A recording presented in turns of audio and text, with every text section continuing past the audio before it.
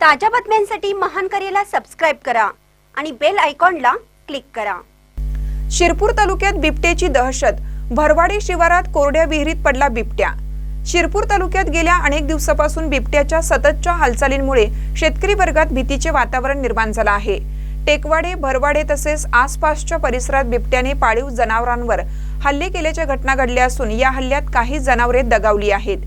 या प्रकारामुळे शेतकऱ्यांचे मोठ्या प्रमाणात आर्थिक नुकसान झाले असून लाखो रुपयांचे नुकसान झाल्याचा अंदाज व्यक्त केला जात आहे।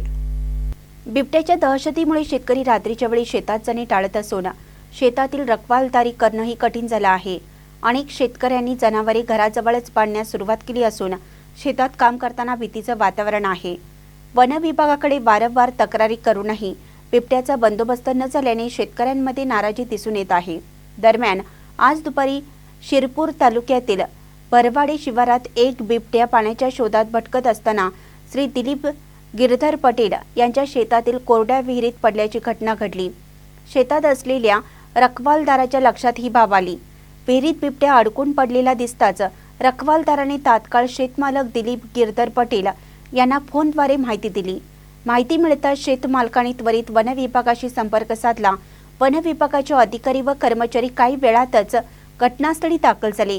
बिबट्याला सुरक्षितरित्या बाहेर काढण्यासाठी रेस्क्यू ऑपरेशन करण्यात आलं आहे। विहीर कोरडी असल्याने बिबट्या वर चढू शकला नसल्याची माहिती वन विभागाकडून देण्यात आली। बिबट्याला पाहण्यासाठी परिसरातील नागरिकांनी मोठी गर्दी केली होती।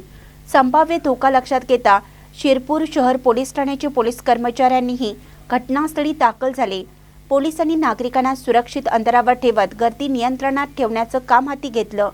कोणतीही अनुचित घटना घडू नये यासाठी पोलीस व वन विभाग संयुक्तपणे खबरदारी घेत आहेत।